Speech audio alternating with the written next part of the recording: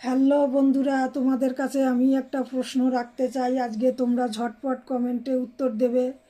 একটা মেয়েকে দেখে শুনে আদর আহ্লাদ করে নিয়ে গেছে, তখন নিয়ে গিয়ে বিয়ের পরে 10 বছর সংসার হয়ে যাওয়ার পরে তারপরে যদি কোনো শ্বশুরবাড়ির লোক তাকে স্বামী বা শাশুড়ি কেউ যদি বলে যে তোমাকে বিয়ে করে আনাই ভুল হয়েছে, বা তোমাকে দেখতে যাওয়াই আমার ভুল হয়েছে, কোন কুক্ষানে দেখতে গেছি তোমাকে, তোমরা কোনো দিন সংসার করে খেতে পারবে না, এই কথাটা উঠতে বসতে শুনতে হয় যে তোমরা কোনো দিন সংসার করে খেতে পারবে না।